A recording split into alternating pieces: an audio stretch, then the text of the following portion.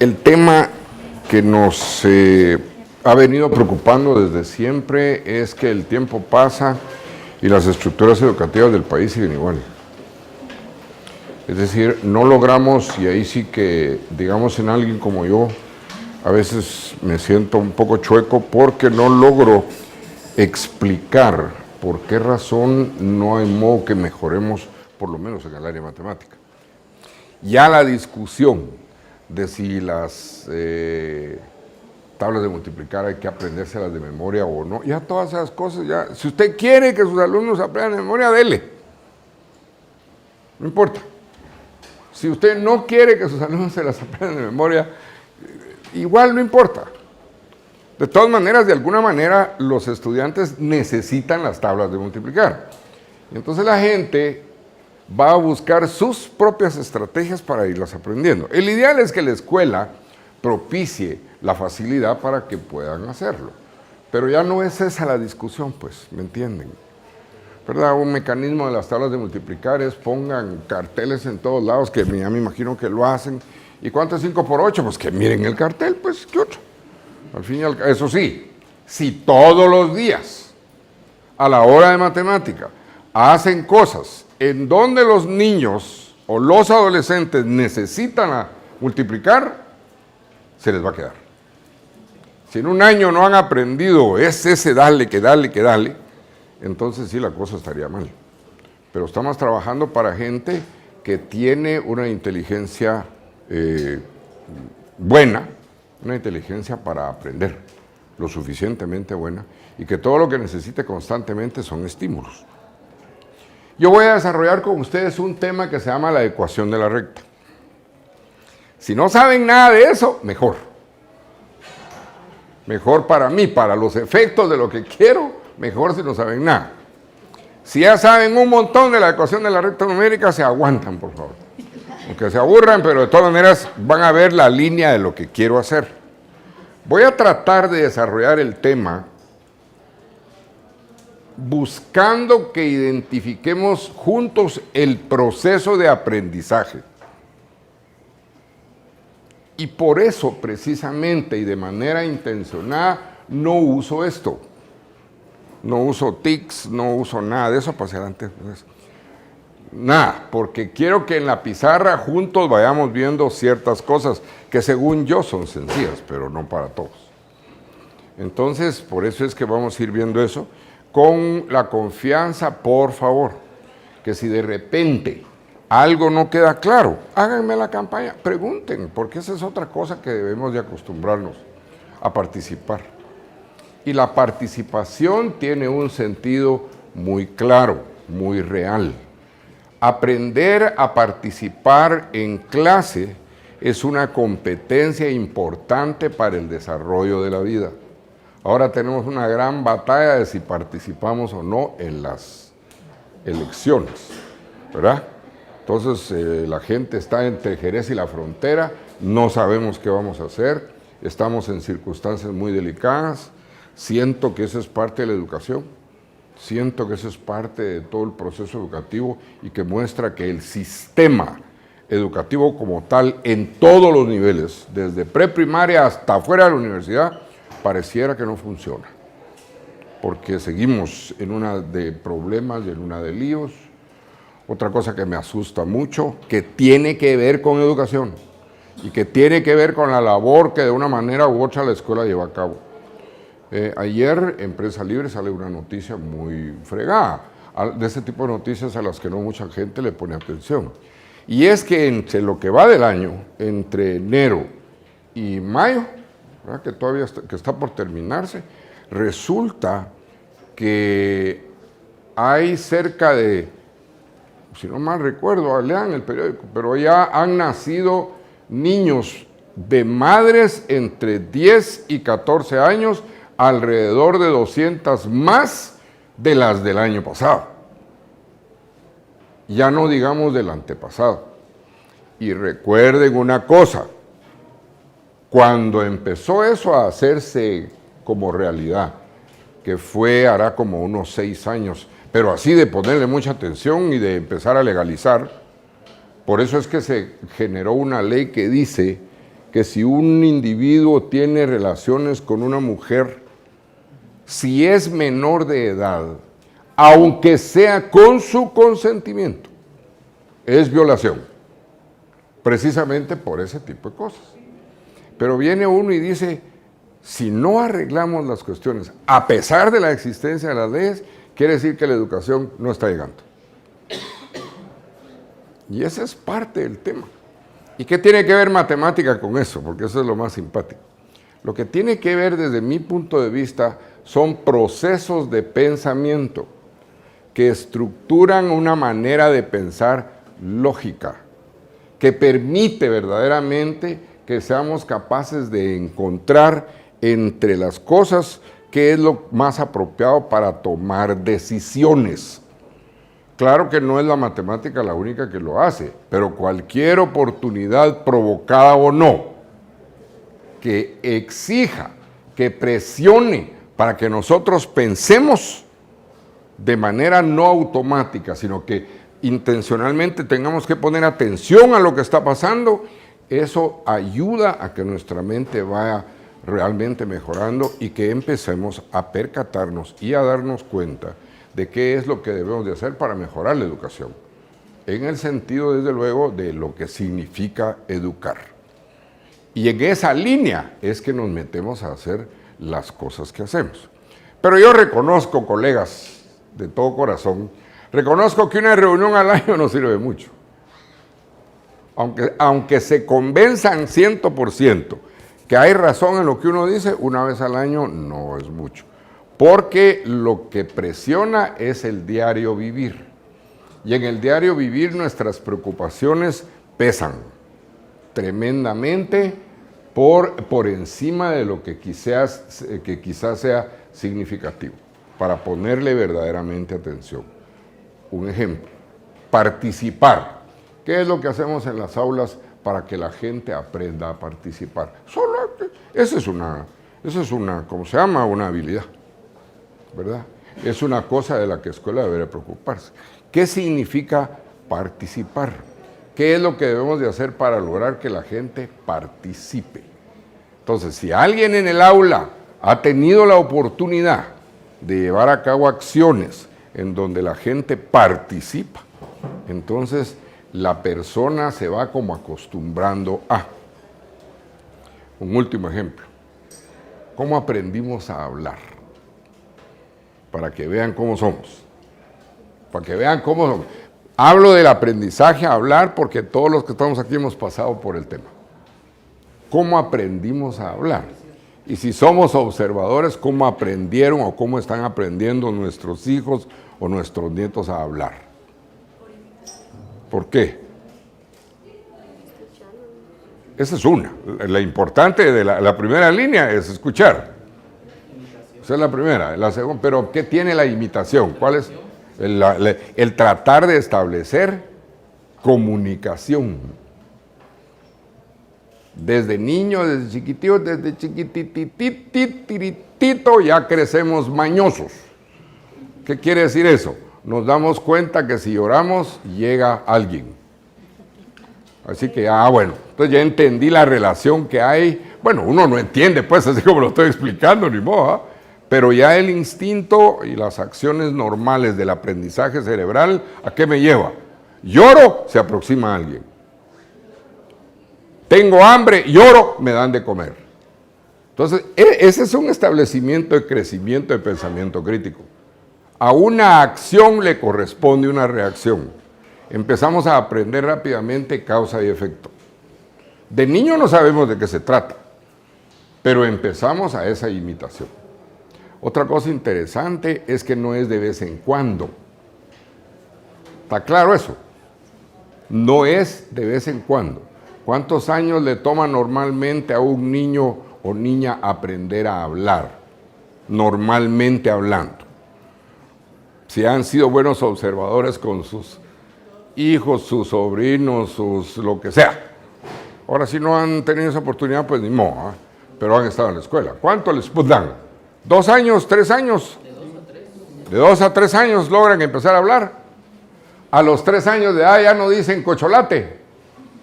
¿O todavía lo dicen? Sí. Todavía lo dice. Vamos por ahí. 4 años el vocabulario ha aumentado.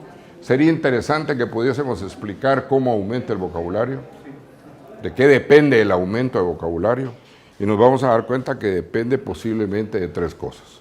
Primero, la manera como nos dirigimos a ellos. Segundo, escuchar las relaciones que hay entre nuestros padres, lo que pasa adentro de la casa. Y tercero, el estímulo de la televisión o de la radio. ¿Y cómo? Una de las maneras de que nos dejen de estar fregando los cistos grantales por cuales es prenderles la televisión, lo cual es una crueldad, pero ahí está, ¿verdad? Entonces, esa cosa, la tele o el teléfono, les empieza a generar vocabulario. Pero a lo que voy es que ¿cómo lo logran? Necios, necios. Las palabras se repiten y se repiten y se repiten. Y ustedes peleando si aprenden o no de memoria las tablas de multiplicar, es de reírse. Porque ¿cómo aprendieron a hablar? Así. Así aprendieron a hablar todos los que estamos aquí. De repente algún chispudito por ahí aprende más rápido. Y empieza a tener otro tipo de conexiones para poder mejorar el vocabulario. Entonces, la experiencia del tema del aprendizaje a hablar que observamos y que alguna vez vivimos debiera de ayudarnos un montón para nuestros estímulos en el aprendizaje. Si ustedes deciden que las tablas de multiplicar es importante, y yo no estoy diciendo sí o no, pero si ustedes deciden que las tablas de multiplicar son importantes y que es algo que los niños deben aprender, y lo deciden a nivel de tercero primaria o cuarto primaria, lo que quieran, entonces usen métodos en donde ellos tengan la oportunidad de dale, que te dale y que te dale. Entonces yo entro, niños, ¿qué tal? ¿Qué no sé qué? 5 por 8, 3 por 2, 7 por 9, 9 por 8, 9 por 5, 6 por 7, y entonces empiezan a darle. Bueno, no la saben, no hay problema. Al día siguiente, vuelta otra vez. A los 3, 4 días, los niños ya saben cómo van a entrar. Y si entran y no lo hacen, les va a extrañar. Y más de alguno le va a decir, bueno, ¿y entonces? ¿Qué no? Sí. ¿Qué no? Y entonces yo ya venía listo para las preguntas suyas. Esa es una. Y la otra es que ese brinco de preguntas de ¿cuánto es, lero, candelero? Está generando una cosa de vital importancia que se llama atención y concentración. Porque están obligando a los patojos a que estén atentos a lo que va a pasar. Pero eso hay que hacerlo desde el primer día de clase. Porque si los primeros 5 días de clase los dejan, que para que hablen bien de mí como profesor, los dejan hacer lo que les da la gana, difícilmente logran en las siguientes semanas disciplinarlos. Si desde el primer día empezamos, miren muchachos, vamos a aprender las tablas de multiplicar. Yo pongo las tablas de multiplicar como un ejemplo, pero si a mí me interesa por otra cosa, entonces digo yo, miren, este año van a manejar bien figuras geométricas, ¿verdad? Y me van a interesar varias cosas. Por ejemplo, la suma de los ángulos interiores de un triángulo, cualquiera que éste sea, es igual a 180 grados. Lo escriben lo que quieran. Pero cada vez que yo llegue a la clase, ¿cuánto miden la suma de los ángulos interiores de un triángulo rectángulo? ¿Y usted qué me contestaría? 180 grados. ¿Y si el triángulo es isósceles? 180 grados. ¿Y si es equilátero? 180. Muy bien. ¿Y si es escaleno? 180. ¿Se dan cuenta? Entonces, pero entonces yo como profesor tengo que darle que te dale. Muy bien, me alegro mucho y pasa la cosa y si el triángulo no es triángulo. Si el triángulo no es triángulo. Vamos a ver. Muy bien, pues sí, debe de haber debe de haber una capacidad también en función de lo que se está haciendo de poder dar una respuesta, y la respuesta puede ser, muchas veces es esa, pues si no es triángulo, a saber, ¿verdad? O me dice, ¿y qué figura es entonces si no es triángulo? Entonces yo le puedo decir un cuadrado, un cuadrilátero. Ah, usted dijo la vez pasada que la suma de los ángulos interiores de un cuadrilátero, cualquiera que este sea, no importa cómo es, mide 360 grados. Entonces, ¿cuánto sumarán los ángulos internos de un rombo? No se preocupe. De un rombo. Dudan por una sencilla razón. No saben qué es un rombo. Sí. Acabo de decir que la suma de los ángulos interiores de un cuadrilátero mide 360 grados, no importa qué cuadrilátero. Entonces yo le pregunto, ¿cuánto miden los ángulos interiores de un rombo? 360. Bueno, ahora sí, ¿verdad? Sí, porque todo está... ¿Ya vio? Sí, eso es. No, es que todo depende completamente de qué es lo que quiero hacer. Si me interesa que los estudiantes no se les olvide nunca en la vida que una fracción, oigan bien, una fracción que tiene como denominador a 0 no está definida. Es decir, una fracción no puede tener como denominador a 0, ¿verdad? Y entonces vengo yo y les digo, y empiezo. Pero miren cómo voy brincando en cuanto nomás hablamos del concepto. Y empiezo rápido y les puedo decir, ah, bueno, entonces 0 sobre 8 será una fracción definida. ¿Qué dicen los demás? Pero ¿y si yo hubiese dicho 8 sobre 0? Entonces, si me interesa que verdaderamente los estudiantes no por ningún motivo pierdan la idea, porque como profesor de matemática hemos decidido de que la idea es importante, entonces le voy a dar y le voy a dar. Durante 7 clases seguiditas le ponía a mis alumnos de las siguientes fracciones cuáles no están definidas. Y siempre habían 2 que 3 que no le daban. Hasta que una vez les dije, la próxima vez que yo pregunte y me contestes mal, te pongo 0. Ahí se acaba la historia. Entonces ya pusieron atención. ¿Verdad? Es decir, empezamos, repito, a buscar los mecanismos que permitan que la gente aprenda aquello que a mí como profesor me interesa. ¿De acuerdo? Entonces nosotros podemos decir, un número primo, yo quiero que todos sepan qué es un número primo, y digo, por ejemplo, que un número primo es todo número entero positivo, ¿verdad? Que solo es divisible por sí mismo y por 1. Lo he dicho chorrocientas mil veces. Y empiezo la discusión. ¿Será 7 un número primo? ¿Qué dice usted? Sí. Bueno, ella dice que sí. ¿Y usted qué dice? Que sí.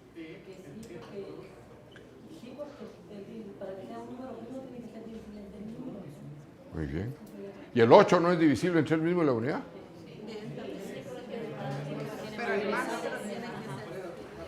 Muy bien. Se defienden bien. Y esa capacidad de defensa es la que va desarrollando el pensamiento crítico. ¿Y 9 será número primo? ¿Y por qué no? Porque 9 es divisible por sí mismo la unidad, ¿sí o no?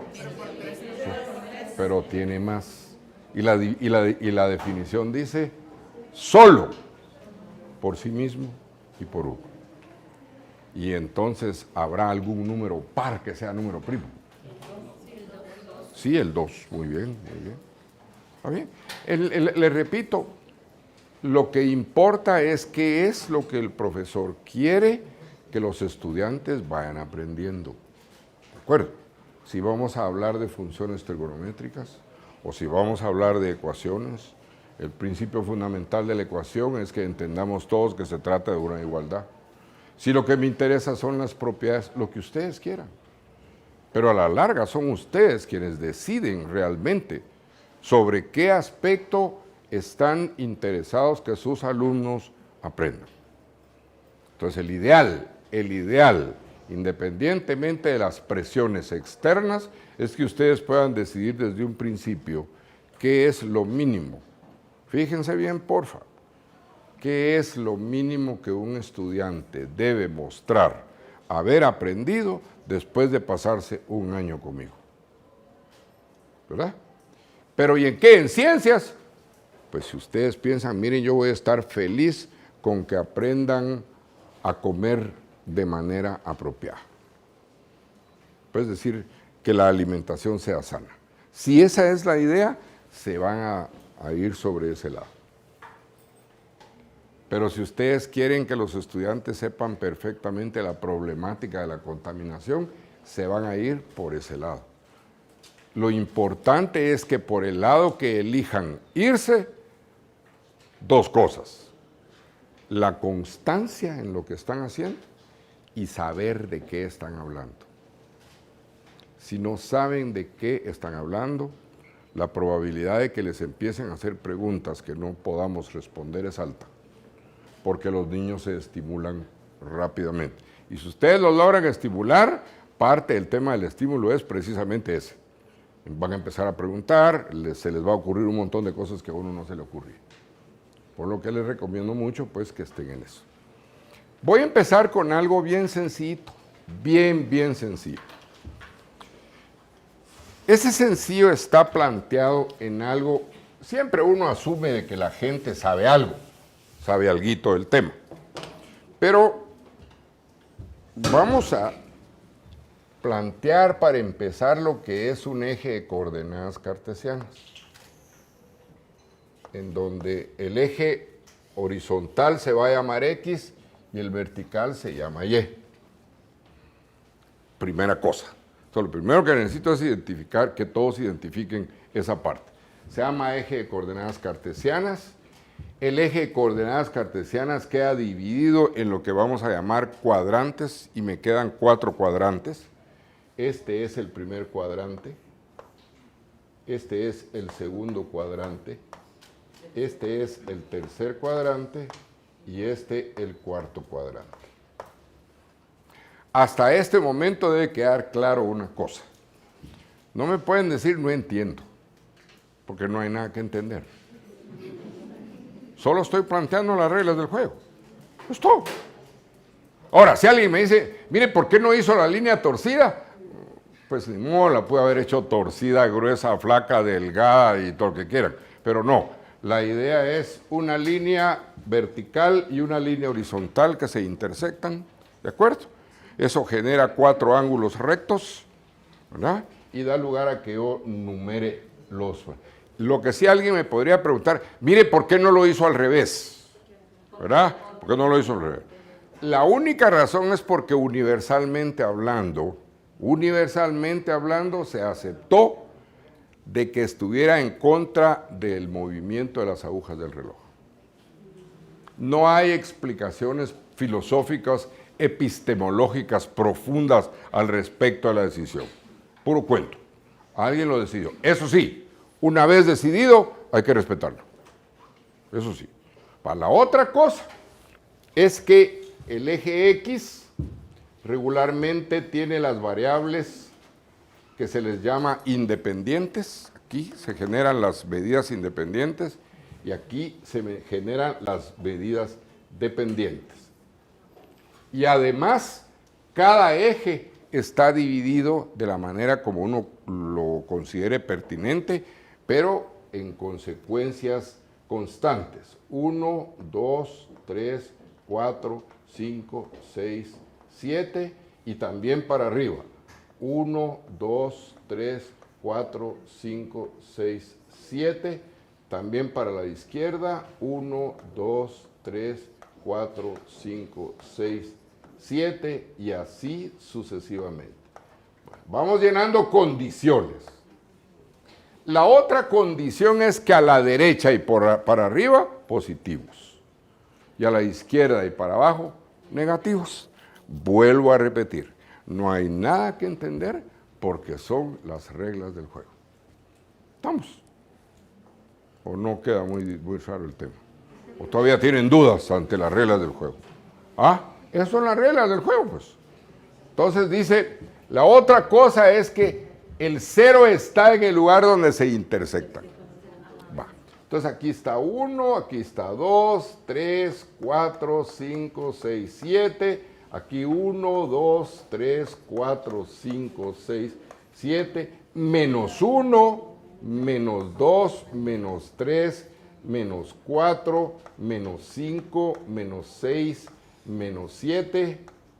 Lo hice así como alterno, pero para no confundirnos, no porque hay que escribirlo así.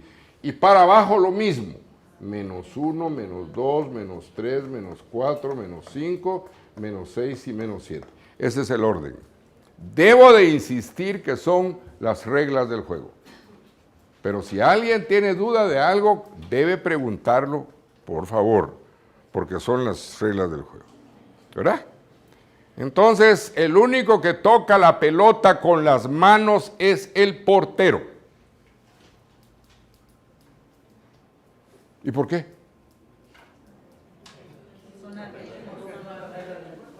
Puchis, pero si yo, ¿qué apelo y por qué solo el portero? Él intercepta, no le tiene que dejar. Si un jugador fuera del área puede tocar la mano, ¿Fix? pues tiene otra norma y le sacan la. Ya vio. ¿Y por qué? Pero ¿y? Son las reglas del juego. No hay cosa más absurda que las reglas de cualquier deporte.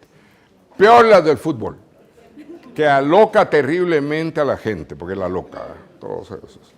Pero son arbitrarias a morir. Pero adquieren su carta de logicidad cuando empiezan a operar. De manera tal que nadie toca la pelota con las manos, excepto el portero cuando está en juego. Pues aquí lo mismo. Este se llama eje de coordenadas cartesianas, derecha, izquierda, los cuadrantes, etcétera, etcétera. O sea que es lo primero que hay que saber. Ahí van a ver hasta dónde llega el conocimiento, el manejo de esto. Y el que se pierde aquí me va a dar problema cuando llegue al final de la pizarra. Lo que quiero decir es que el que se me quedó aquí, todo el conocimiento que se va desarrollando está siempre basado en lo anterior. En ese sentido, la teoría del constructivismo tiene toditita la razón. Todo conocimiento nuevo se puede construir en función de dos cosas. O de experiencias anteriores que la persona tiene, o el desconocimiento absoluto del tema. Si nadie sabía nada de esto, genial, porque está empezando a aprender. Y quien ya sabe algo de esto, bueno, vamos a poder seguir entonces facilitando el tema. Segundo punto. Debido a la existencia del eje de coordenadas cartesianas, nosotros vamos a hablar de pares ordenados. Voy a hablar de pares o de parejas ordenadas. Pares ordenados. De manera tal que todo par ordenado tiene la forma XY. ¿Por qué le dieron la forma XY? Porque el primer elemento de ese par lo voy a ver aquí y el segundo elemento del par lo voy a ver aquí. ¿De acuerdo? Esa es otra regla. No tiene nada de especial. Es así como lo tenés que hacer. No te preocupes. De manera tal que la pareja ordenada, ¿por qué le dirán pareja ordenada? Porque este XY no es lo mismo que este YX. En otras palabras, la pareja 4-2 no es lo mismo que la pareja 2-4. Sí, pero tienen los mismos elementos. Sí, pero no están en el mismo orden. Y es sumamente importante el orden. Fíjense todo lo que vamos supuestamente aprendiendo. Repito, deben asegurarse que me están siguiendo, si no la fregamos. Va. Bueno, ¿y para qué eso? Pues es que me va a ayudar para moverme en el espacio cartesiano. Bueno. Entonces, ¿qué quiere decir 4-2? Esto sí es vital. 4 en X, 2 en Y. Me muevo 4 en X y me muevo 2 en Y. Y el lugar en donde ese movimiento de 4 en X, 2 en Y, ahí hay un punto. Y este punto es la gráfica de este par. ¿Está claro? De manera tal que si grafico 2, 4, entonces ¿qué tengo? 2 en X, 4 en Y. Aquí podemos claramente ver por qué razón 4, 2 no es igual que 2, 4. ¿Estamos? Ahí está el orden, ahí están las condiciones. Entonces lo primero que los estudiantes deben de tener, y si no se puede, pues ni modo, tendremos, de alguna manera lo arreglamos, pero aquí los estudiantes deben de tener una hoja cuadriculada, ¿verdad? Todos tienen que tener una hoja cuadriculada para seguir la pista. Y deben de tener varias hojas cuadriculadas para poder seguir la pista. Les vamos a dar una hoja cuadriculada con unos ejercicios que les voy a proponer. Pero primero termino esto, antes de llegar ahí. ¿Vamos bien? ¿Verdad? ¿Qué es una pareja? Y entonces si viene alguien y me dice, mire usted, ¿y dónde está entonces la pareja menos 3, 5? Bueno, ¿dónde está menos 3? Está en X. ¿Y de qué lado está? Del lado izquierdo. ¿Y 5 dónde está? Positivo en Y, para arriba o para abajo. Bueno, ya ven, entonces me queda menos 3, 5 estaría aproximadamente aquí. Este punto está en el segundo cuadrante, ¿verdad? Y me doy cuenta que ahí está menos 3, 5. Entonces quiere decir que dependiendo de los signos que tienen los números con los que trabajo, depende del cuadrante donde están, sí. Entonces, todos los que están en el primer cuadrante, ¿qué signos tendrán? Más. Muy bien, positivo, positivo. Y los que están en el segundo cuadrante, ¿cómo están? Negativo, positivo. Y el tercer cuadrante, negativo, negativo. Y en el cuarto cuadrante, positivo, negativo. Y esa misma discusión que voy teniendo con ustedes es la misma discusión que deben de tener con sus estudiantes. Y resulta que esta clase la pueden tener con los alumnos de primer año básico, pero estoy absolutamente seguro que trabajada de la manera apropiada, igual la pueden tener con alumnos de tercer año primaria. Igual. Tercer año primaria posiblemente necesite más estímulos visuales, posiblemente, ¿verdad? Pero a la larga, la mecánica de trabajo es la misma, desde la primaria. Entonces vamos viendo, qué brutal. Entonces, ahí es donde yo les digo lápiz y papel. No lo voy a hacer porque no nos da tiempo, sino hasta después les voy a dar, después de que haya completado una buena parte de la lección, les voy a dar para que hagan ejercicios. Pero después de esto, lo que debo de hacer es, ahí está, un papel con 100 ejercicios. Localicen puntos, pues. Sí, localicen puntos. Y otro ejercicio interesante podría ser, miren,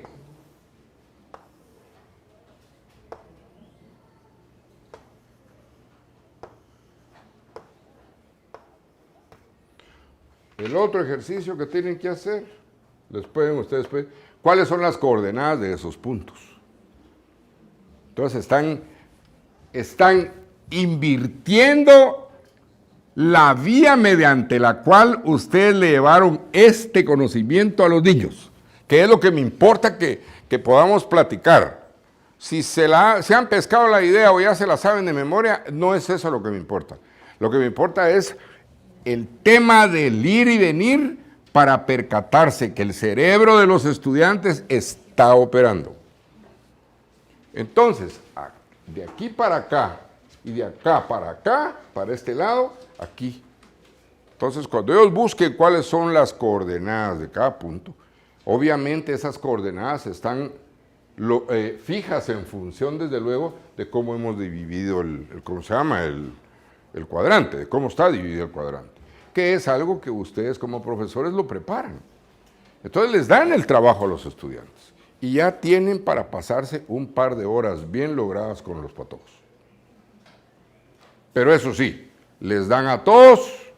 Bueno, ¿y qué hago en una escuela donde no hay nada? Les digo que se vayan, miren muchachos, aquí nunca hay nada, mejor no vengan. Dios dirá qué va a pasar con ustedes en la vida, al fin y al cabo, ¿qué? Pues, es que puedo adoptar esas. A veces creo que el guatemalteco adopta mucho ese estilo. Entonces, ¿qué hago con un patojo? ¿Qué hago con una escuela donde no hay nada? Pero hay patio, ¿verdad? Entonces puedo usar el patio. Muchachos, hagamos en el patio ahí y juguemos pues. Y buscan ustedes las coordenadas establecidas en una cruz grande en el patio. El único fregado es que sí se tienen que conseguir un su lazo para X y otro lazo para Y. Ponen un lazo amarillo en X y ponen un lazo rojo en Y. Y si son chispudos, como creo que son porque tienen cara de eso, entonces el lazo lo llenan con masking tape, lo pegan y donde lo van pegando, ahí están las unidades que quieren. Y le pueden pedir a un estudiante, ponete tu localización es 5-7. Y ahí va el patojo. Y sin nada. Y si ni lazo puedo conseguir, ¿qué haría? Ah, no, es que somos brutales para quejarnos. No, muchachos. No, eso es. Bueno, yo ni lazo puedo. Sí, ni lazo puedo. Pues voy a buscar piedras. Sí, puedo hacerlo. Y si no, ellos mismos. ¿Cuántos alumnos tengo? ¿Verdad? ¿Cuántos alumnos tengo? Mucha, pónganse 5 para allá y 5 para acá. Y los espacios, usted va a hacer 0 y usted va a hacer 1 y 2 y 3 y 4 para allá y 4 para acá y 4 para acá y 4 para acá. ¿Verdad? Necesito entonces 4 por 4, 16 niños, como 18 niños.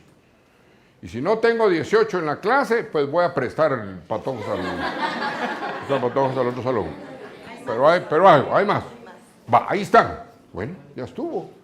Y cada quien, muchacha, como no tenemos tampoco cartulinas para escribir, porque es que somos brutales, no hay nada. Pero si quieren enseñar, hay salidas.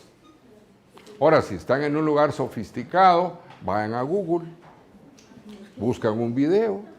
Hay montones de videos en YouTube que enseñan esto.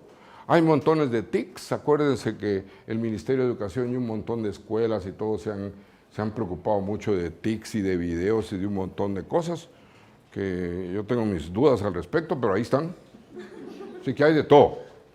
Pero de que no me pueden decir, no lo hagas porque se fregaron. ¿Verdad? Alguien me va a decir, es que fíjese que yo doy clases en prosiegos y sordomudos. Bueno, entonces los niños no ven. ¿Qué hago con niños que no miren?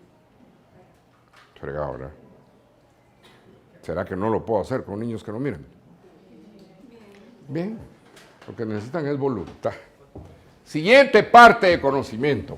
Ya aquí los niños han hecho miles de ejercicios. Ya me di cuenta que son capaces de identificar parejas, cómo pueden localizar todos los puntos. Como un error que constantemente cometen es que no saben dónde localizar 0,2.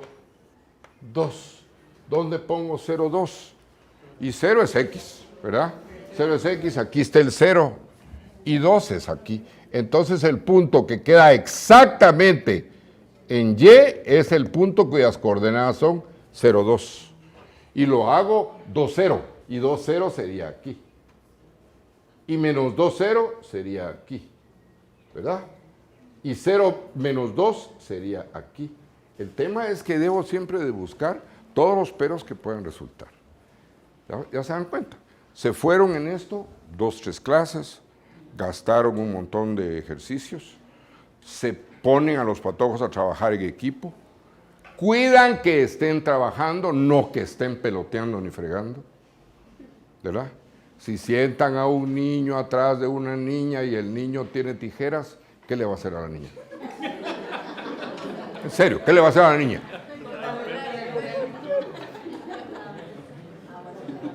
¿Quién tiene la culpa? ¿El maestro o el patojo es un gran tal por cual? En serio, ¿quién tiene la culpa? ¿El maestro o el patojo que es un insolente, abusivo, gran tal por cual? El maestro. porque ya los conoce. Entonces no vayas a sentar a un patojo atrás de una niña que peor si tiene el pelo largo.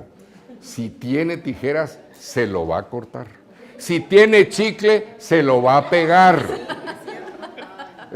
Pero es que esos son los gajes del oficio, pues, ¿o no? Entonces hay que estar alerta a eso. Segundo punto, avanzamos un poquito más. Y entonces dice uno, mire, ¿y cómo podemos establecer cosas? Pues el profesor podría decidir, aquí está un poco más fregada la cosa, pero le dice a uno, fíjese que vamos a decidir una igualdad de manera tal que y es igual a 2x más 1. Híjola, ¿y eso qué es? Pero no te da pena, no importa que sepa que eso no es. Lo único que me importa es que identifique que ahí está X y ahí está Y. ¿De acuerdo? Eso es lo que es importantísimo. Identifique que ahí está X y ahí está Y. Entonces, miren lo que quiero que hagan. No, ustedes no lo van a hacer ahorita, solo vean la discusión con los estudiantes. Miren, muchachos, lo que quiero que hagan es que aquí está X, una línea acá. Aquí está Y igual 2X más 1, una línea acá. Y aquí pones Y. Y aquí pones la pareja generada. A la puchis y eso. Es bien, a ver. Y le empiezo a trabajar a los estudiantes. ¿Qué valor le querés dar a X? Un valor cualquiera. ¿Qué valor le querés dar a X? 3. Bueno, le pones 3. ¿Qué voy a hacer? Y va a ser igual a 2 por 3 más 1. Muy bien. ¿Cuánto es 2 por 3? 6. Más 1, 7. La pareja generada es 3, 7. ¿Estamos? ¿Qué otro número? Y lo agarran a los niños así a darles. Sobre todo si dan la clase en la tarde con más acción porque se duermen. Así como se están durmiendo ustedes. Se duermen. Entonces los ponen a echar puntos. ¿Qué otro valor le damos a X? Bueno. Consejo, no busquen números tan grandes. Sí, van creciendo los datos y los van enredando. Pónganlos con números chiquitos. Va, 2, está bueno. 2 no está mal. 2, Y es igual a 2 por 2 más 1. 2 por 2 más 1. Muy bien. ¿Qué pareja generé? 2. Y así sucesivamente. Entonces debo tratar de que hagan, por ejemplo, 0. Es muy importante que hagan 0. ¿Verdad? Después van a ver por qué es 0. Pero es importante que hagan 0. ¿Y esto qué quiere decir? Y es igual a 2 por 0 más 1. 2 por 0, 0, 1 es 1. Entonces la pareja generada es 0, 1, etcétera, etcétera. Puede que un niño me diga, mire, si le pongo números negativos, pues en primaria no sé si trabaja en números negativos. Sí he visto patojos en primaria, en sexto año de primaria, trabajando ya con los números negativos. Pero si no han trabajado números negativos, no les pongan los números negativos, pues, que los van a enredar, ¿verdad? Ahora, si ya los trabajaron, entonces sí vale la pena que les pongan un número negativo, pues. Menos 1. Y igual 2 por menos 1 más 1. La pareja es 2 por menos 1 es menos 2. Menos 2 más 1 es 1. La pareja generada es menos 1, 1. Si no sé operar con números negativos y ponen un ejercicio de este tipo, van a confundir a los estudiantes. Entonces no lo hagan si no han trabajado con números negativos con los niños. Entonces, luego de este paso, ahora el ejercicio es grafíquenlo, ¿verdad? Grafiquen esa expresión. Ah, bueno, ¿y cómo lo graficamos? Nos vamos al eje de coordenadas cartesianas, ¿verdad? 1, 2, 3, 4, 5, 6, 7. 1, 2, 3, 4, 5, 6, 7. Y así sucesivamente, ¿verdad? 2, 3, 4, 5, 6, 7. Lo mismo para abajo. 3, 4, 5, 6, 7. La primer pareja, 3, 7. ¿Dónde está? Está 3 aquí arriba, ¿verdad? Aquí está la primera pareja. La segunda es 2, 5. 2, 5 está ¿en dónde?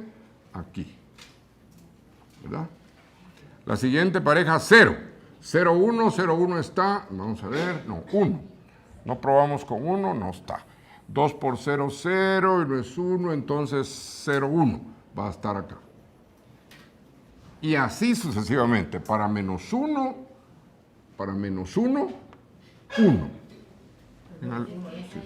Vamos a ver. Es que es menos 1, ¿verdad? Aquí. Gracias. Para menos 1, acá. Va. Y así van a empezar a aparecer un montón de puntos que tienen una característica en particular. Y la característica en particular que tienen es que son colineales. Es decir, todos los puntos están en una misma línea. Y eso permite, desde luego, con una regla, y ustedes ponen a los patólogos a hacer eso va a permitir que puedan hacer estas cosas.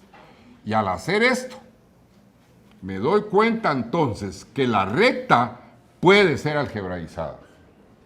Entonces me doy cuenta que la recta tiene condiciones que pueden expresarse como una igualdad. Y entonces ahora ya tenemos la posibilidad de hacer eso. Bye. ¿Cuántos días de clase se me fueron ahí? Tal vez unos 3 días. ¿Cuál es el siguiente paso, colegas? ¿Cuál es el siguiente paso? No, entonces no me han entendido. Pues sí. ¿Cuál es el siguiente paso? Sí. Una es al revés. Le pongo puntos y que empiece a descubrir. Pero que descubra cuál es la relación de la recta que le pongo para escribirla así, no lo va a poder hacer. Hacia eso voy.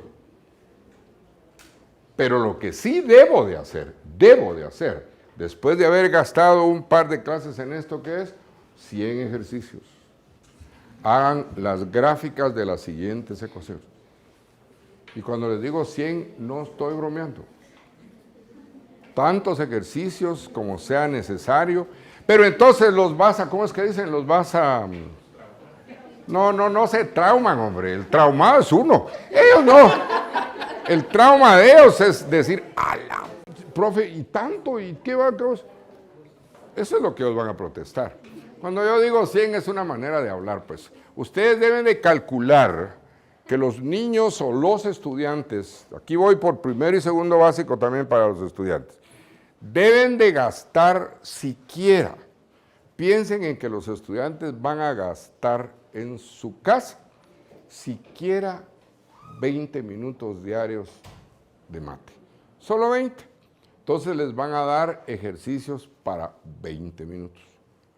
Entonces, si 2 de estas cosas es para lo único que tienen tiempo, le hacen 2 nada más. Pues sí, ni modo. Y una parte del periodo de clase, el ideal es mínimo la mitad de la clase, hacen ejercicios. No utilicen toda la clase para estar habla y explica como lo estoy haciendo ahorita. No lo hagan. Después de hacer esto, ¿qué vamos a hacer? Listo. Aquí hay que resolver 3 ejercicios, por ponerles un ejemplo. Ya como maestro sé cuánto más o menos van a utilizar. Ahí están los 3 ejercicios y voy viendo qué es lo que están haciendo. Que se junten, etcétera, como sea, pero ustedes supervisan constantemente el trabajo. Si los patojos no tienen nada que hacer en la clase, van a estar fregando. Tiran papeles, cortan el pelo, pegan chicles, hacen ruidos feos, tiran papelitos, es una fregadera, ¿verdad? Y profesor, que fulano me está haciendo, que profesor, que mengano no sé qué me hizo, que mire que... Si no tienen nada que hacer, pasa eso. Le repito, si no trabajamos así desde el principio, querer disciplinarlos 1 o 2 semanas después es muy difícil. Otro problema terrible. Estoy trabajando el área. Les doy clase un día sí y el otro no, ya la fregué. Y el daño de un día sí y un día no es simplemente el tema de no tener ejercicios que hacer, sino que el cerebro, por cosas que no puedo explicar en este momento, pero vayan a una clase de neurociencia y ahí les van a explicar, el cerebro necesita una tarea constante. El cerebro necesita hábitos para poder verdaderamente generar pensamientos, para poder generar incluso creatividad. Un día le exigen, otro día no. Un día le exigen, otro día no, el cerebro empieza a brincar. Peor si un día sí y dos no.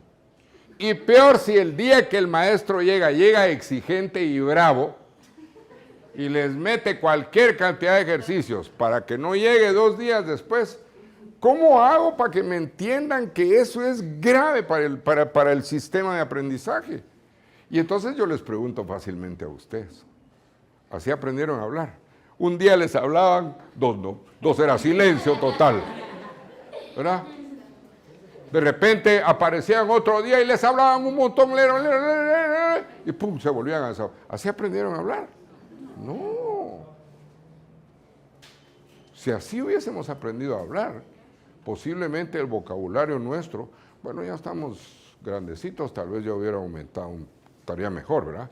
Pero si hubiésemos aprendido a hablar de esa manera, no tienen idea de la cantidad de problemas que tendríamos en el desarrollo del pensamiento, para poder verdaderamente visualizar las cosas y saber y tomar buenas decisiones. Es que eso es lo que me interesa que me entiendan, de que tenga sentido esto. No, esto hay videitos, hay YouTube, ahí está Google, ahí hay maestros que se disfrazan de todo lo que quieran y lo que sea, y lo aprenden. Pero si no entendemos la importancia que tiene el lápiz con borrador y papel, no vamos a lograr nada. Dejen que los niños se equivoquen. De la equivocación se aprende. Y el truco es bien sencillo, pero bien sencillo. Si me equivoqué y cuando lo discuto y me lo explican, entiendo dónde está el error, entonces aprendí. Pero si sigo sin entender dónde está el error, entonces no he aprendido. Debo preguntar. ¿Vamos bien? Otro paso. Bueno, ahora aparecen varias cosas que van a ser necesarias para todo lo que viene después. Y lo otro es que viene alguien y le dice a uno, mira, hay 2 puntos. ¿Qué distancia habrá entre esos 2 puntos? Ay, Chabela. Bueno, hay una salida bien fácil. Y no, la salida bien fácil es agarrar una regla y... Entonces, mido. 15 centímetros.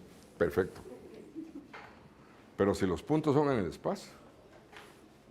Una anécdota de las que me encantaron a mí, de la importancia simple de lo que es el eje de coordenadas cartesianas. En el año del terremoto, en 1976, un buen número de ustedes no habían ni nacido. De veras, un buen número de ustedes no habían nacido. Y otro numerito estaban chiquitillos. Solo alguien como yo ya estaba veterano.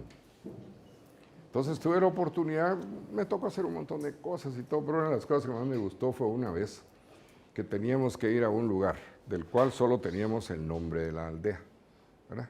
Era una aldeíta que estaba por Mataquescuintla, que en esa época llegar a Mataquescuintla, estoy hablando de los años 70, llegar a Mataquescuintla no era fácil. Sobre todo se agarraba uno por la carretera que está al final de San José Pinula. Pero ahí, en lugares muy lindos. Entonces nos dieron el nombre pero los pilotos del helicóptero eran gringos. Y no tenían ni la más remota idea de qué pasaba. Entonces sacan un mapa, fue de las primeras cosas que me impresionó. Un mapa de Guatemala impresionante. Son unos fregados. Uno no tiene idea de lo que esas gentes saben. Sacan un mapa de Guatemala. Y platicando ahí conmigo, ¿verdad? ¿Dónde está Mataquescuintle? Más o menos por una dirección encontramos la aldea, en ese mapa. ¿Qué fue lo que hicieron de inmediato? Ah, ya está. Entonces colocan una brújula, establecen el norte inmediatamente, el norte magnético de la Tierra, ¿verdad? Establecen el norte y todo, y por coordenadas cartesianas ya sabemos dónde está. Bueno, vámonos pues. Yo no tenía la menor idea, seguía ignorante, solo vi cómo hicieron. Pero cuando hablaron de coordenadas, sí entendí. Pero cómo le entraron al tema, porque son mapas. Y entonces es una de las habilidades que la escuela no nos enseña, a leer mapas. Y a no hacer que cada centímetro en el mapa representa 100 kilómetros en la realidad. Eso casi no lo hacemos en la escuela, la escala. Bueno, total es que menos. Entonces, ¿sabes qué? Son 23 grados a no sé cuánto para el este y todo. Las coordenadas son este tipo de las coordenadas, solo que son tres números, porque es tridimensional. Y vámonos. Y efectivamente ustedes va el avión, el helicóptero, un animal grande de helicóptero, y se va hasta arriba, si empieza a volar.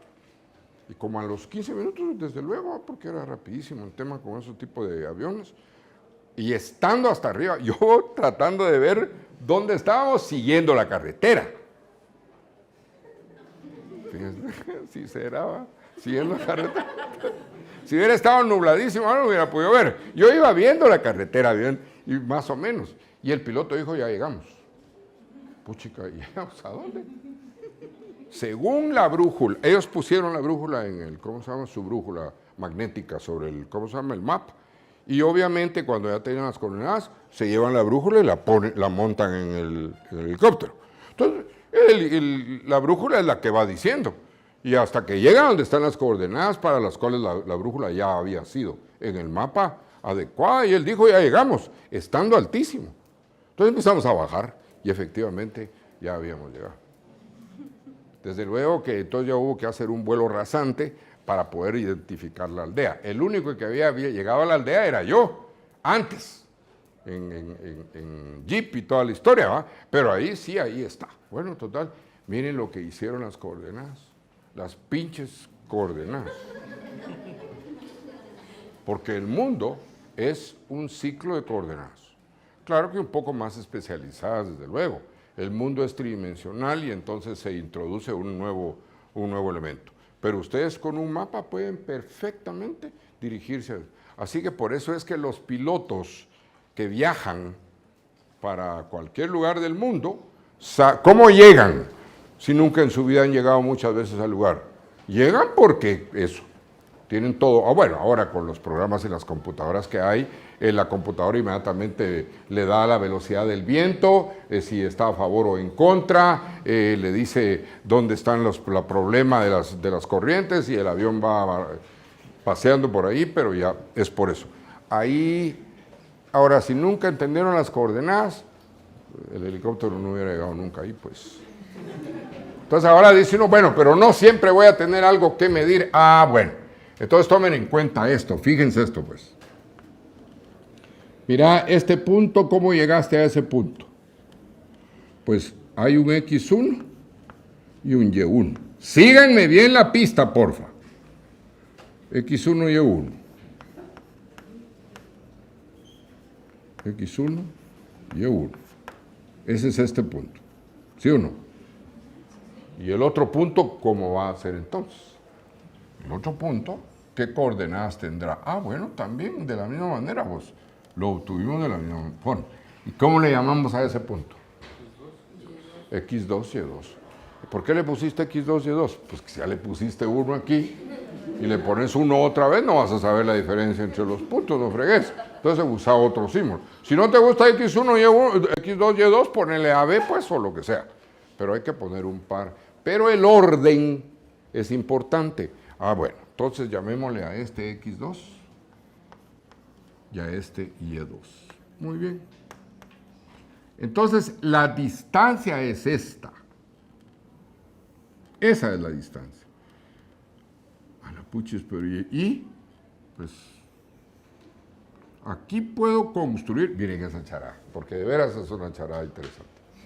No se duerman porque viene el punto. Mira pues, es que ahí puedes construir un triángulo, ¿verdad? Ahí puedes construir un triángulo con estas características. Mira, de aquí para acá. ¿Se mira ahí o no se mira? Y de aquí para acá. Entonces ahí tienes un triángulo. Y tiene una característica muy particular, y es que el triángulo es rectángulo. Ese triangulito es rectángulo. Fíjense ustedes, esa característica va a tener siempre. Ah, y entonces, si es rectángulo y lograras averiguar cuánto mide cada lado, hay un don por ahí que hizo su trabajo y te ayuda a encontrar cuánto mide esto. Cuánto mide el lado opuesto al ángulo recto. ¿Y ese don quién es? Pitágoras. Muy bien. Entonces le dice, a la puchis, pero ¿y cómo voy a lograr saber cuánto miden los lados? Mira, date cuenta de esto. Ojo, por favor, porque la cosa realmente es fácil. ¿Cuánto mide esta distancia de aquí para acá? ¿Cuánto mide? En términos de las Y, ¿cuánto mide esa distancia? Y2. Muy bien, muy bien. Muy bien. Mide Y2. Mide Y2. Ya saben todos de dónde salió el Y2, ¿verdad? Va.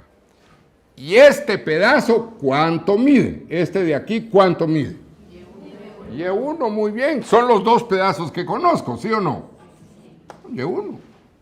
Entonces, este pedacito, ¿cuánto medirá? No mide Y1. Mide el pedazo grande menos el pedazo chiquito. ¿Sí o no? Entonces, este pedazo, ¿cuánto mide? Y2 menos Y1. Pero como estamos acostumbrados a números, por eso es que se nos traban las carretas. Pero en realidad, ¿cuánto mide eso? Y2 menos Y1. Si esto que está acá mide Y2, y esto que está acá mide Y1, yo quiero saber cuánto mide este pedazo, entonces a Y2 le quito Y1, y entonces sé que este pedazo mide Y2 menos Y1. ¿Estamos? Lo mismo va a pasar con la X, entonces. Híjole, ¿cómo sé yo cuánto vale este pedazo? Lo mismo. ¿Cuánto mide? ¿Cuál es la longitud de aquí para acá? ¿Cuánto mide ese pedazo? X2. Mide X2, muy bien. Mide X2. Y este, como lo que quiero averiguar es esto. ¿Y este pedazo cuánto mide? X1. Entonces, ¿cuánto medirá este pedazo? Ese pedazo mide X2 menos X1. Muy bien. Ya tengo las medidas de los dos lados del triángulo. Desde luego que si en lugar de letras uso números, entonces yo voy a obtener aquí un número y aquí otro número. Lo vamos a hacer con números. Pero lo que me ayuda a hacer esto es que puedo establecer una ley general. Entonces ya sé qué puede pasar. Y entonces Pitágoras, ¿qué dijo Pitágoras? ¿Quién se acuerda qué dijo Pitágoras? ¿Qué dijo don Pitágoras? Dijo que el cuadrado de la hipotenusa, le voy a llamar D a esto que está aquí. Miren, a esto que está aquí le voy a llamar D, que es la distancia entre los dos puntos. ¿Qué fue lo que dijo Pitágoras? Si no se acuerdan ni quién es Pitágoras, aquí sí se atascaron. Aquí sí hay que entender. Ahora sí hay que entender. ¿Qué es lo que hay que entender ahora? Los procesos mediante los cuales se llegó a la conclusión. Que son los argumentos, ahí empieza la gente a aprender a argumentar para poder tener discusiones no necesariamente matemáticas, sino discusiones de cualquier índole, para poder alcanzar de la mejor forma posible la verdad. Entonces, eso fue lo que pasó aquí, todo un procedimiento. Pitágoras dice que el cuadrado de la hipotenusa, o sea, que d al cuadrado es igual a la suma de los cuadrados de los otros dos lados. O sea, x2 menos x1 al cuadrado más y2 menos y1 al cuadrado. Y ya averigüé entonces la distancia que se da entre dos puntos cuando conozco las coordenadas de x y de y. Pero eso sí, aquí sí se trabaron las carretas. ¿Por qué se trabaron aquí las carretas? Porque no usé números. ¿Estamos? Entonces hay una forma de resolver el problema de manera por inducción. Y por inducción lo que tendríamos que hacer es usar constantemente números. ¿De acuerdo? Para que cuando yo reste llegue a números y que en función de los números yo pueda ir entendiendo que lo que estoy aplicando es Pitágoras y naturalmente ya después aplicar la ley. Porque ahorita esto se convirtió en una fórmula. ¿Y la fórmula qué me dice? La coordenada del punto primero menos la coordenada del punto segundo al cuadrado, más la coordenada del punto, etcétera, menos la otra coordenada de y al cuadrado, y eso te va a dar la solución. A ver, veamos qué quiere decir eso. Veamos qué quiere decir eso. Don Pitágoras, fíjense ustedes la campaña que nos hizo Pitágoras. ¿En qué grado ven por primera vez Pitágoras? ¿Cuarto año de primaria? ¿Quinto? ¿Sexto? ¿Primero básico? ¿Segundo básico? ¿Tercero básico? ¿Va a quinto bachillerato, pues?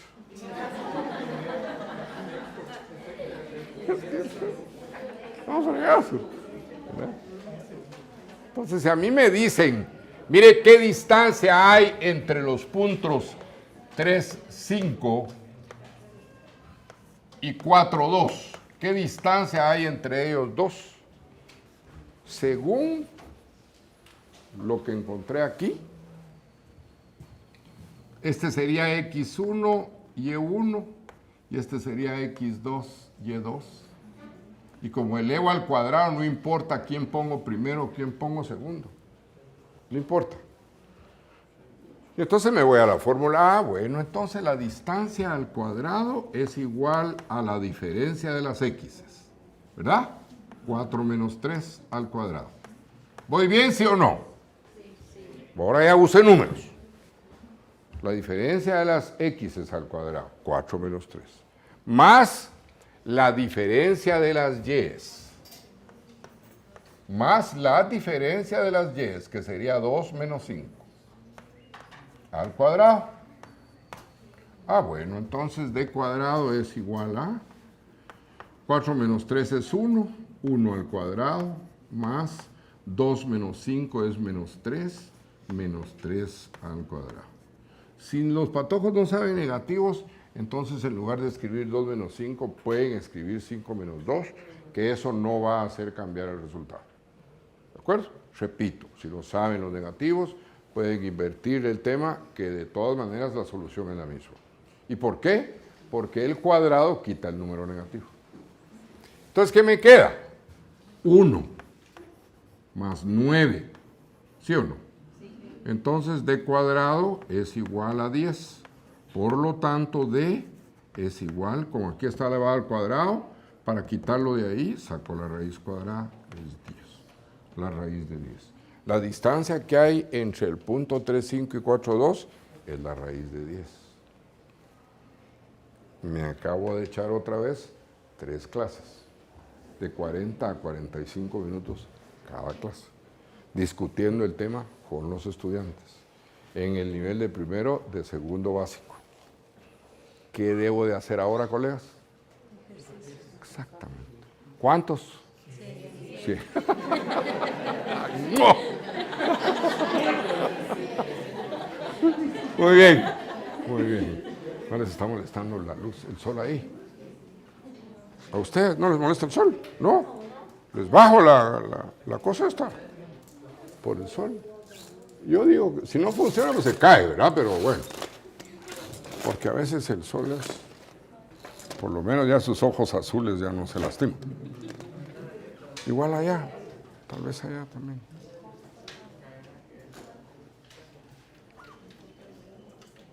Dele sin pena. Para el lado que sea, ahí va. Eso. Sí, más. Ahí casi. Va, entonces ahora, ¿qué hay que hacer? Chorrocientos ejercicios. ¿Sí?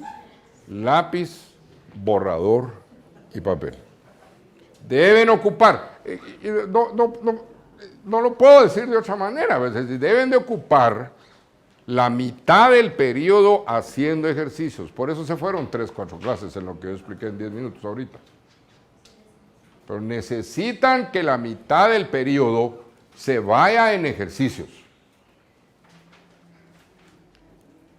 Van al Google y le ponen ahí, ¿cómo se llama? Distancia entre 2 puntos, ejercicios, hasta ejercicios resueltos, le ponen a Google distancia entre 2 puntos y aparece el chorro mil, ¿cómo se llama? Ejercicios sobre la distancia entre 2 puntos.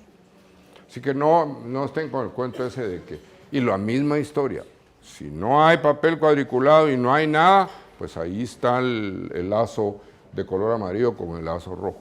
Si no, ahí están los niños. Si no pueden tape, masking tape, pues ahí están los niños. Hay cualquier cantidad de forma que permita que verdaderamente puedan aprender el tema. Entonces ya ahí se me fueron otro montón de los. Desde luego que podemos averiguar cuánto mide el punto medio, etc. Ahora, ¿qué es lo interesante de lo que estamos haciendo? Lo interesante de lo que estamos haciendo, insisto, es que hay una promoción constante del pensamiento. Nosotros no pensamos mucho. Miren, por lo menos yo. Miren pues, suena la alarma. Aunque a estas alturas del partido los viejos ya no dormimos, entonces nos quedamos esperando que la alarma suene. Bruto. Bueno, suena la alarma. Al sonar la alarma hay que decidir si me levanto ya o no. Una vez decidido tengo que decidir si me baño o no. Hoy es miércoles. No, yo me baño solo los viernes. ¿O no? Bueno, me levanto, voy al baño, empiezo a vestir y todo. Toditito lo que hacemos, todo, por lo menos en un 90 a un 95% lo hacemos en automático. Desayunamos, nos lavamos los dientes, después de habernos vestido y toda la historia. Y eso es puro automático. El cerebro como tal no está pensando.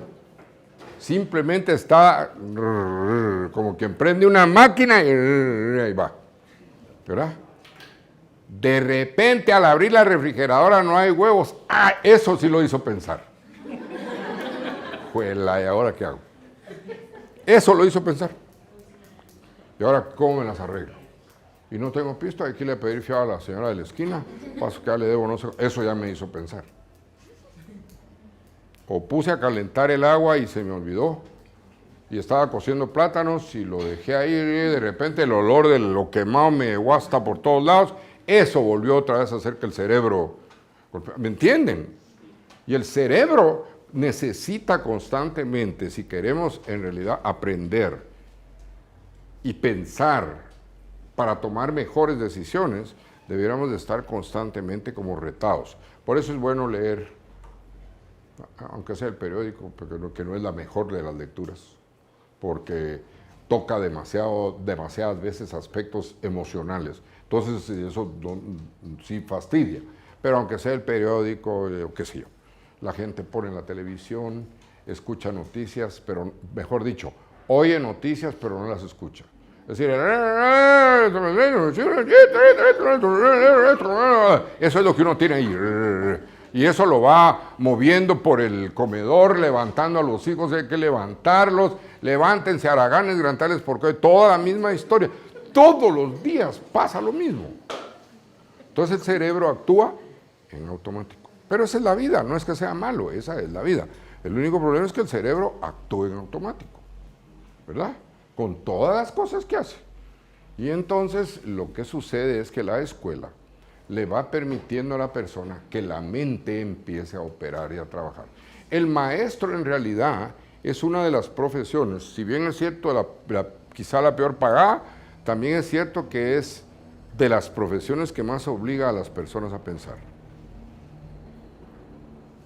Es increíble, si ustedes van a las oficinas del Estado, bueno, no solo las del Estado y todo eso, es tremendo estar ahí, pues, qué fregadera. ¿Cómo cuesta? No pueden salirse o cada uno va a una cafetería y dice, le ofrecen a uno un desayuno con huevos revueltos, frijoles, queso y algunas, mire, tráigalos pero sin frijoles. Es que no se puede, pues si no quiero los frijoles. Sí, pero es que siempre sale con frijoles. No, su pena es que usted dele aunque me cobre el plato entero, no quiero los frijoles. Bueno, entonces apuntan, ¿no? Le llevan el plato con los frijoles. No hay para dónde. Es decir, el hábito, la costumbre, el tema, usted no vaya a pedir nunca algo que no va con lo que debe ser porque se lo llevó a la grande. Entonces, por eso es el tema. Vamos bien.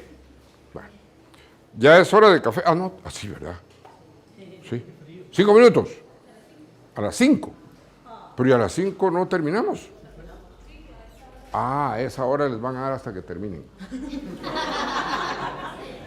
Se fregaron. Bueno, ¿cuántos días van aquí? ¿Cuántos días van aquí? Van por lo menos 3, 6, 9, 12 días ya. Sí. Faltan 12 días, ya van 12 días. Ahora veamos una cosa interesante. En el triángulo, ahora, fíjense ustedes que hay cuestiones tan curiosas de por qué es que es importante ver esto. Por ejemplo, los hospitales tienen la obligación, por ley, de reportar siempre el nacimiento de los niños. Reportando siempre el peso y cuánto miden, la estatura, pues, en longitud. Miden, también tienen que reportar la edad de la madre, deben de reportar si la madre declara el nombre del papá, porque siempre hay papá, ni modo, o cómo se declara, pues, todo ese tipo de cosas los tienen que hacer, tienen que hacerlo. Pero una de las cosas más interesantes es el tema del peso y la estatura. Y el número de días que tardó el embarazo antes de dar a luz. Y es increíble cómo ese tipo de información, esa información hace cosas como esta.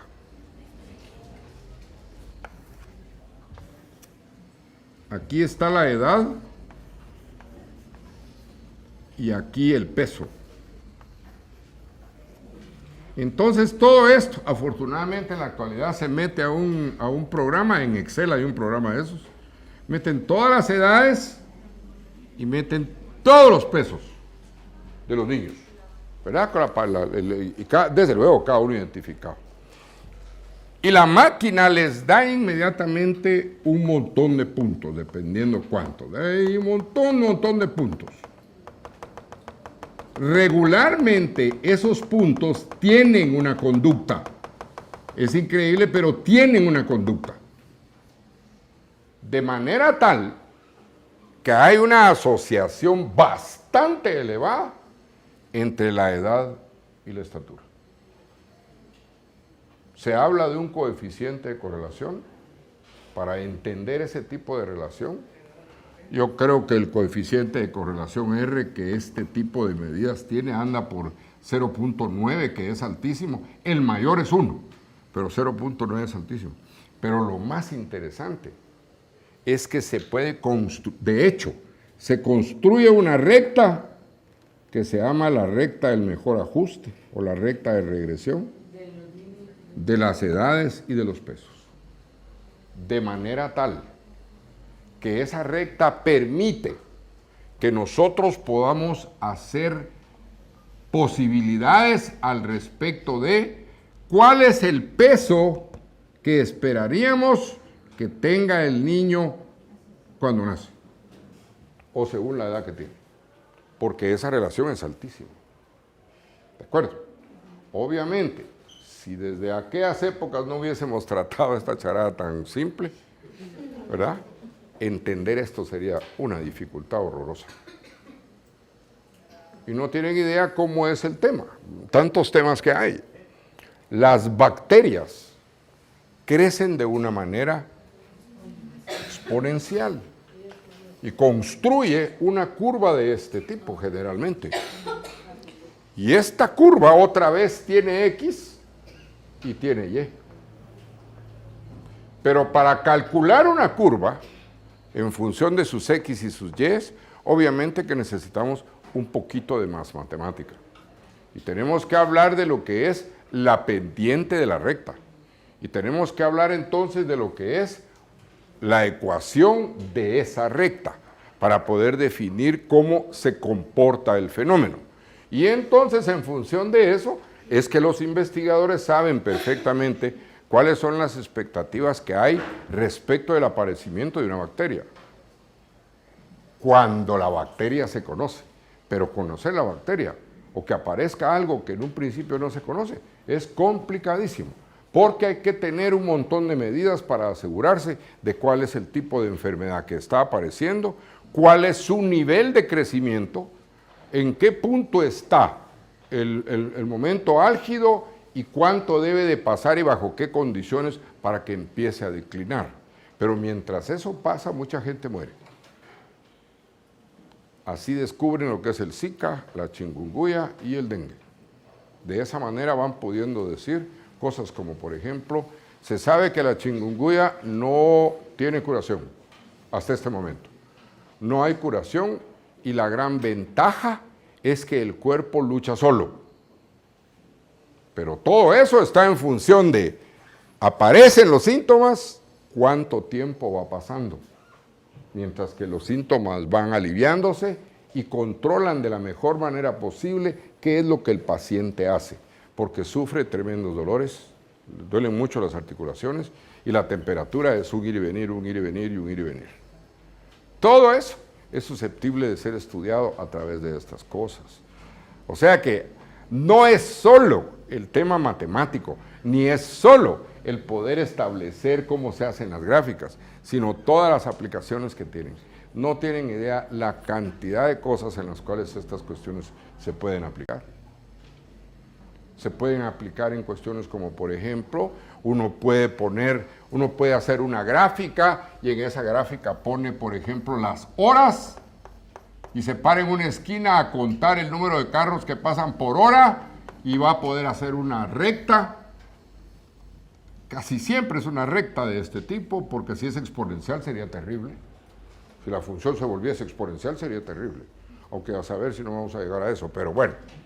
Entonces aquí lo que resulta es que se dan cuenta que cuando estamos aquí, este es el número de carros que hay, cuando estamos aquí, este es el número de carros que hay, y entonces uno puede encontrar una proporción de crecimiento en el tráfico vehicular en función de las horas. Y antes habían horas pico. ¿Qué quería decir la hora pico? Que llegaban a los máximos hasta llegar. Llega un momento en que se llega a un plato. Y de repente, por ahí por las 3 de la mañana, obviamente empieza a decaer, ¿verdad? Pero ni modo. Pero de repente se puso tan delicado el tema que ya no hay horas pico. La verdad es que ya no hay horas pico. Entre las 5 de la mañana y las 8 de la noche, el flujo vehicular es casi constante. Es tremendo, sí, es tremendo, ¿verdad? Pues ahí hay muchas aplicaciones de lo que es. Y entonces, en función de ese, ¿cómo se llama? De ese triangulito pasa lo siguiente. Ya les voy a dar la última fase, pues. Ese triángulo, que es una porción de la recta, de la cual habíamos estado hablando, tiene varias características en donde sí obviamente ya es necesario saber un poco más. Pero quienes no sepan de lo anterior, hacen un acto de fe y me creen. Así no para dónde. Mientras que llega el conocimiento de otra manera, pues, ni modo, ¿verdad? Solo hacen un acto de fe y dicen, así él lo dijo, está bien. Bueno, el tema es este, ustedes. Aquí está la porción. Y lo curioso del caso es que aquí está la horizontal. Y la horizontal produce un ángulo entre las dos líneas que hay ahí, y ahí va la recta. Tiene distintos tipos de inclinaciones, así se llama. Puede ser o más o menos. Este es un tema que los ingenieros tienen que tener mucho cuidado al respecto de cuando hablan de inclinaciones. El tema es que este ángulo, curiosamente, tiene la misma medida en cualquier lugar. Si yo corto aquí, este ángulo y este son iguales. Si corto aquí, este ángulo y este son iguales. Y el ángulo que la recta produce con la horizontal, que es una constante siempre, se llama pendiente. A eso se le llama pendiente. Le repito, el ángulo de inclinación que la recta tiene respecto de la horizontal se llama pendiente. Y entonces esa pendiente, en un triangulito como ese, es este. Y existe una función trigonométrica, si esto se llama beta, es el nombre de la medida del ángulo, dice que la tangente de beta, ahí es donde les pido que hagan un acto de fe, es igual al cateto opuesto, es decir, lado opuesto, sobre el lado adyacente al ángulo. El lado adyacente al ángulo.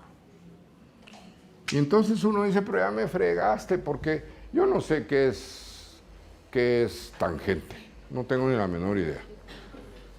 Solo me estás diciendo que es lado opuesto sobre el lado adyacente. Sí, pero acordate, si no te acordás de esto o no sabes esto, acordate que el lado opuesto y el lado adyacente del triángulo provocado por dos puntos tiene nombre, tiene números. ¿Sabes que este lado se llama, este lado que está aquí se llama Y2 menos Y1? Y que este lado, el adyacente, se llama X2 menos X1. Ya te resolvió el problema. Entonces, la pendiente ya no se da en términos de ángulos, sino se da en términos de números o de letras. Y entonces acordamos que a la pendiente le ponemos como nombre M. Le pudimos haber puesto P, T, Q, Z, Titi, Cucuy, carita alegre, lo que quieran. Pero universalmente se aceptó ponerle M. ¿Ya? M de mujer, para que suene así emocionante.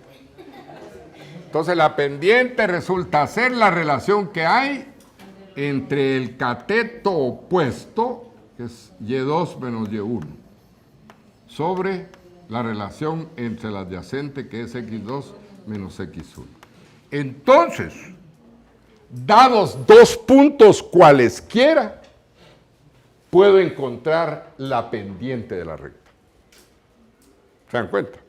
Si alguien me pregunta, ¿cuál será la pendiente de la recta que pasa por estos dos puntos? ¿Qué debo de hacer?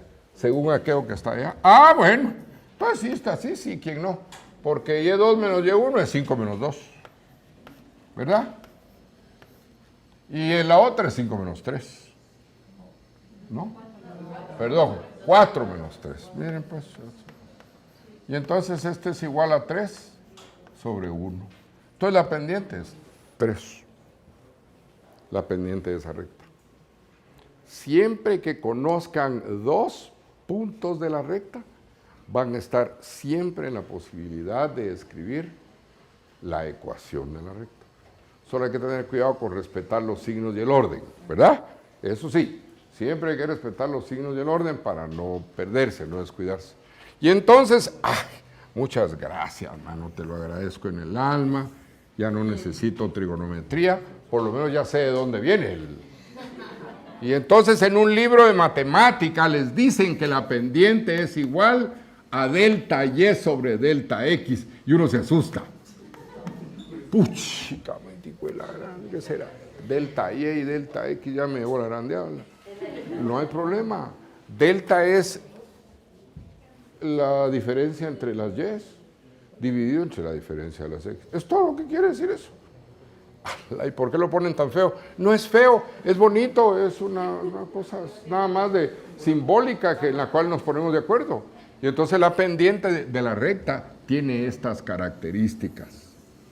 ¿Se dan cuenta? Y en función de esas características viene uno y escribe la pendiente de la recta. La pendiente me dice cómo me muevo en el transcurso de los puntos para poder ir encontrando constantemente puntos de la misma recta. ¿Sí? Y entonces alguien me dice, mire, ¿y entonces cuál es la ecuación general? La ecuación general la vas a escribir de esta manera, ¿verdad? Y todos los libros lo tienen y todas las cosas, y ahí, si no hay libros está Google, si no Google, ahí, de allá les dije todo lo que hay. Entonces la ecuación dice y es igual a mx más b. ¿Se acuerdan que hicimos un ejercicio de eso? Esta es la ecuación general de la recta. Donde m es la pendiente, y esta b le dice a usted dónde la recta corta al eje y. ¿Y qué, cómo así? Si extiendo la recta en el eje de coordenadas cartesianas, si hago esto, si la extiendo, voy a encontrar siempre dónde la recta corta al eje y. Si lo hago para acá y la pendiente va a ser negativa, siempre me va a dar el lugar donde la recta corta al eje y. Coordenada en el origen. Nos echamos ahorita 5 días de clases. Sí, señorita, dígame. Pero en el valor de la pendiente es negativa. A ver, déjeme ver.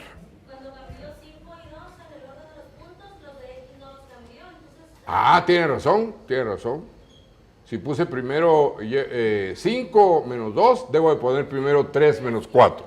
Sí, ella tiene toda la razón.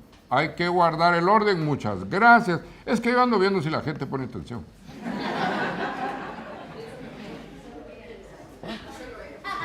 No, pues. Entonces la pendiente es negativa. Muy bien, muchas gracias. Por eso había dicho, el orden debe de cuidarse, siempre, ¿verdad? Entonces, si la pendiente es negativa, la inclinación es de este tipo, casi siempre las rectas de este tipo. No casi, sino siempre las rectas que tienen esta distribución. La recta es inversamente proporcional cuando la pendiente es negativa. ¿Qué quiere decir inversamente proporcional? Quiere decir que mientras más aumenta X, más baja Y. Y cuando es directamente proporcional, quiere decir que cuando más aumenta X, más aumenta Y. Allá adentro hay todo un estudio, pues que no es suficiente con lo que hicimos hoy, naturalmente. De todas maneras, yo les voy a dar la hoja de ejercicio que tenía preparada para que lo hagan en su casa y entre sus cuates y entre ustedes se pongan a hacer algo ahí para ver qué logran hacer, ¿verdad? Para que verdaderamente les den sentido. Comentarios, pues, preguntas, porfa, alrededor de... Vean los pasos. Una de las cosas que debo de insistirles. Si el patojo o la patoja se quedó aquí. ¿Ya me entendieron? Si se quedó aquí, olvídense de todo lo que viene después. Va a sufrir horriblemente, odio la matemática, yo no entiendo a ese viejo gran tal por cual, es una lata, no me quiere, le caigo mal, solo sacó 0, y ahí va la familia, busquémosle un tutor. Dichoso el tutor o la tutora, que hace pisto, un poquito, por lo menos un poco más, ¿verdad? Pero ahí va, que el trate, que no sé. Cuando el error, ¿en dónde está? Aquí. Donde empezaron con eje de coordenadas cartesianas, se empezó a perder. ¿Y cómo yo como profesor me doy cuenta que se está perdiendo? Si de los 100 ejercicios que le di que hiciera, me está dando únicamente 5, y de los 5 tiene 3 malos, no ha entendido. Pues sí o no. Y entonces a ver qué te pasa, pues. ¿Verdad? Veamos qué es lo que verdaderamente vamos a hacer para componer las cosas. Puede suceder que sea desinterés, puede ser que haya discalculia, puede ser que haya retraso mental, para poder captarle ideas y cosas por el estilo. Y todo ese tipo de cuestiones, el ideal es que el maestro se percate eso. Pero yo me sentiría feliz con la tarde de hoy, con que se percaten bien lo que pasa aquí, si no entendió cuando empezamos. Ahí se quedó. Y eso de las coordenadas cartesianas, hay un montón de juegos. Hay juegos en el teléfono que juegan con coordenadas cartesianas. Hay juegos de Lego que se llama Battleship, en donde se tapan las cosas y uno va diciendo por coordenadas dónde está el otro. Es muy interesante cómo se van jugando y son puros juegos basados en este tipo de cuestiones. Así que mecanismos hay. Preguntas pues, díganme, comentarios, cómo ven la cosa, qué no estuvo claro, qué más cuestiones no hay. Porque mi intención al hacer la clase como la he hecho, que es así de habla y habla y habla y habla, es para que se dé la posibilidad de discutir el aprendizaje. Les repito, en YouTube hay varios, cosas de este tipo, montones, enseñando el tema. Google tiene cualquier cantidad de ejercicios, si ustedes le ponen lo que le quieran, le preguntan al San Google y San Google se los da. ¿Sí? Y ahora hay un programa en el celular, una app, ¿verdad? Fíjense ustedes que ese programa que hay ahora, uno agarra el celular en el libro, no importa qué tan difícil es el ejercicio. Uno lo toma, le toma fotografía al ejercicio y el condenado teléfono resuelve el problema en segundos. Pero así. Más me tardé en tomar la foto que el infeliz teléfono me diera el resultado. Y entonces ahí se acabó la historia, pues, ¿verdad? Porque que de cualquier cosa empezamos a probar con eso y tiene también un par de teclas por ahí que se utilizan y el teléfono mismo le empieza a mostrar todo el desarrollo del problema. Y entonces, pues, la tecnología está, pues, claro que la tecnología está. Y la pregunta es, ¿y entonces para qué estamos dando matemáticas si ellos lo hacen todo? Sí, claro, cuando la inteligencia artificial llegue a los extremos hacia los que va, el problema va a ser la gran cantidad de gente sin trabajo, la gran cantidad de gente que como va a tener mucho más tiempo libre, el tema de las drogas se va a incrementar, porque andamos en busca de emociones. Somos locos, hombre, eso es inevitable, estamos chiflados. Entonces andamos en busca de emociones, ¿verdad? Y cada vez que una emoción se acaba, ahí va la otra, y ahí va la otra, y ahí va la otra, ¿verdad? Y entonces empiezan cosas muy fregadas, no acabamos de entender perfectamente hasta dónde vamos. Por eso mi interés en darle y darle y darle al hecho de poder trabajar matemática de manera que podamos discutir y discutir y discutir. Bueno, ¿qué les pareció? Ahora espero que les haya quedado muy clarito qué quiere decir constructivismo. Ahí está bien establecido lo que es constructivismo. Todo nuevo conocimiento tiene dos salidas. Basarse en la experiencia anterior para construir nuevos conocimientos o nuevas experiencias. Y si no tiene la nueva experiencia, a veces eso es lo mejor, ¿verdad? No tener la experiencia anterior. Se genera, se crea la nueva experiencia y viene entonces todo lo demás. Pero eso quiere decir que si la experiencia de conocimiento que antecede a es mala, va a haber problema con todo lo que viene después. Y todas las profesiones es lo mismo, ¿verdad? Pero piensen cómo va Guatemala. Piensen de veras cómo va Guatemala, ¿verdad? Y díganme si no tiene que ver con educación todo lo que le pasa a nuestro pobre país. Y nosotros somos maestros. Posiblemente yo soy el más veterano, no posiblemente, seguramente yo soy el más viejo de todos aquí. Y puedo seguirles que hemos pasado, hecho y no hay mo. ¿Verdad? Solo en Guatemala hacen una nueva carretera. Invierten 450 millones en la construcción de 15 kilómetros de la carretera. ¿Verdad? Ya saben de qué estoy hablando, ¿verdad? Caen los grandes cuentazos de agua los primeros días y se inunda totalmente la carretera. Y uno dice, no, es que esto no es, o es una ignorancia grasa, ¿verdad? O es una mala intención absoluta, realmente. Y eso tiene también que ver con educación, no hay otra. Porque no es posible que alguien que construya una carretera no entienda que tiene que haber desagües. Es que no, hombre. Pues a veces trato, no, porque no quiero una mala intención de carácter ideológico político, pero no, hombre, eso es. No.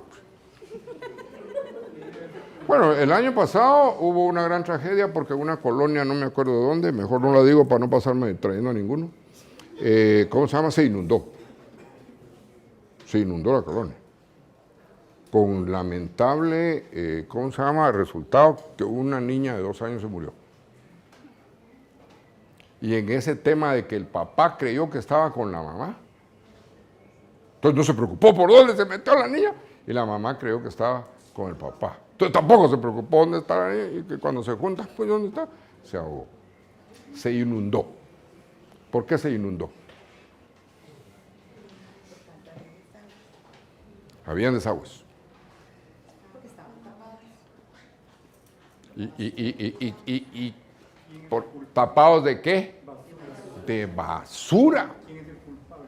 El ciudadano que anda ahí tirándolo todo, encontraron hasta colchones. Todo. Y entonces cuando regiran, ni modo, tapados los desagües, el agua para arriba. Miren pues, ¿qué es eso? Educación. Eso es, hombre, eso es cosa, digo yo, hombre. Entonces, sigamos echando punta, por favor, hoy. Muchas gracias por venir.